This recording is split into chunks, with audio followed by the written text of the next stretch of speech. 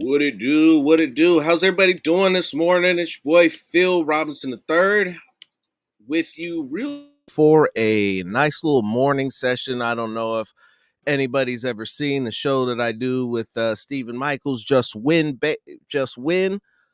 We're gonna do something a little close to that. I don't have a whole bunch of time, so we're gonna get into 5 of the hot topics. We're gonna get through it, and then I'm gonna leave you with that. So starting off, what's up, Jesse Dundee? So number one, Mike Maddox. Mike Maddox is the current CEO of the Wynn Sports Resort, and as he's been targeted, or it's been rumored that Mark Davis is looking to hire him as the team president. And that's interesting. He said that he was looking to get out of the gambling industry and try his hand at something else. From what I've seen and read online briefly, Maddox has been a fixer for the Wynn resorts, and I quote, "I understand Vegas." He's been out there for 20 plus years, and so when you move into a different state, different city, different locale, you need guys who know the landscape. If he can get his guys, if he knows the proper people to grease some palms and get guys in and out of trouble a little smoother than what they've been encountering, at this point, I got to say I'm all for it. They need to fill that position. They need to fill that position with somebody who's used to expansion, somebody who's used to acquiring more and more revenue, so that the Raiders can no longer be cash poor and counting on the revenue sharing to pay the salary cap. Topic number 2. Now, this was an interesting one. Marcus Spears came on ESPN. I forgot what show it was because honestly, I don't watch his. But he made a comment about how Derek Carr was the only quarterback that could lead the Raiders to where they are now, and how he was the perfect quarterback for that. Now, everybody took that and ran with it. And the fact that he said that Derek Carr was responsible for the victories in the last couple of weeks was downright laughable. I've got an article coming out, and a lot of people aren't going to want to read it. I'm just going to tell you that right now. If you are in love with Derek Carr and say that Derek Carr is the reason for the season and why we're in this playoff stretch right now, chances are you're going to tell me that I don't know what I'm talking about and that the statistical computations mean nothing, because that would be incorrect. Said the Raiders are winning in spite of Derek Carr. So the Raiders are winning despite the mistakes that he's made. They're overcoming it. And the defense, let me say it one more time for you guys. The defense that everybody said Derek Carr needed and had to have, they're there. Over the last 3 weeks, the defense is top 10 in every statistical category except for turnovers. They're getting off the field on third downs. They're getting pressures. I will be, Mr. Khan. It's not done yet. I'm still doing some research that I got because it's gonna be intense and inclusive. The defense has overcame every mistake that has been made. They've continued to keep games under 20 points. They are 8th in points allowed, I believe, at 21.8 or so. I don't know. They shouldn't even be that. But they were 8th in the last. Dubois posted it. And this is true. This is true. All of that's true. But I'm gonna stay on point. This ain't that show today. We'll have to hit another one later when I got a little bit more time.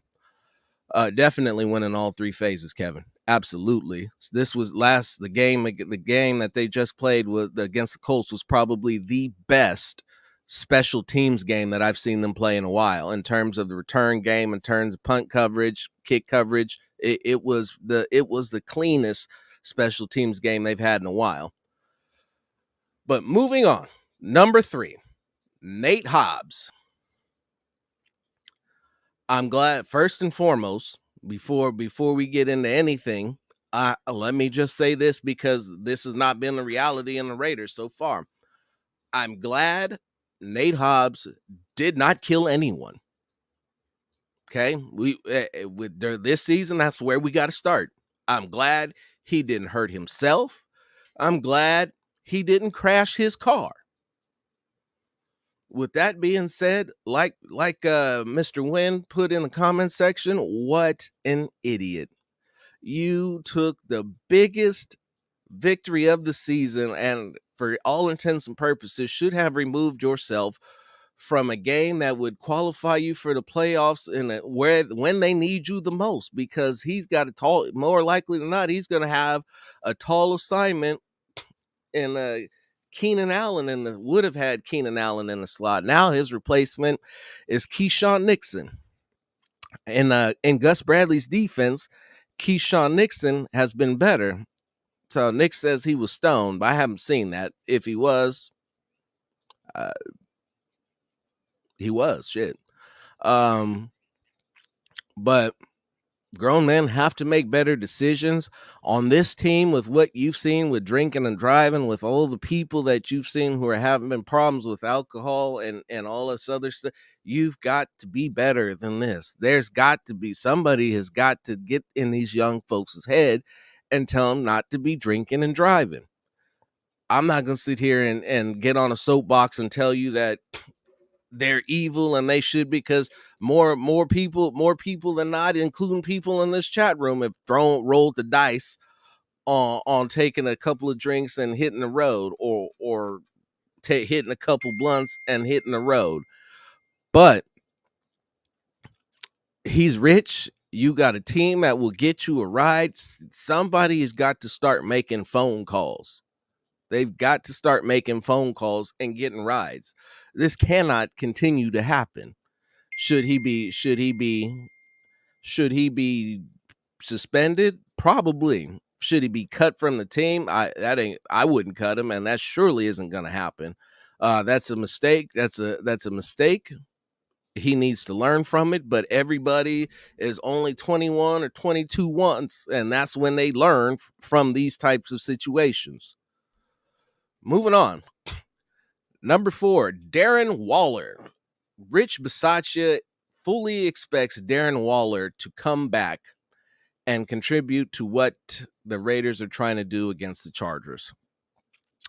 And I have mixed emotions about this.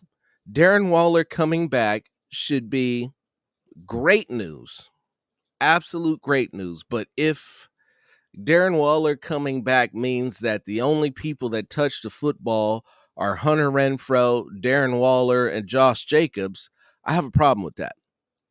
So the Raiders have won, or have been in position to win, have made it happen because Carr was forced to spread the ball out and not focus on two guys a game, especially his interior receivers. He needs to continue to spread the football. He needs to continue that trust, that love, that bond, whatever the hell it is that he's established with Zay Jones, because it's working. Says Zay Jones was a bum. Zay Jones couldn't play. Zay Jones got no separation. Zay Jones did everything the same that he's always done. The only difference was he got the ball in a room, in a position he could do something with it. Waller needs to be more than a decoy. It's I'm brain fart. Old boy from the Chargers is playing the safety, and he's finally healthy because he never is healthy. Derwin James, that's who it is. Brain fart, I'm getting old. The Chargers defense is at full strength. The Raiders offense is at full strength, or at least as close to full strength as it's going to be.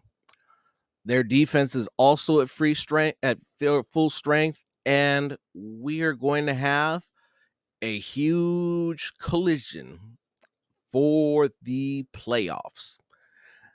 Somebody had asked earlier, or not on this particular show, but I'd seen somebody had asked, how do you feel about going into the last week of the season, Sunday night football, win and you're in against your division rivals.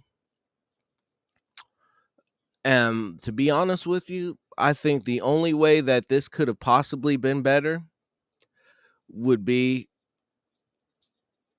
if you were playing against the Chiefs for the division.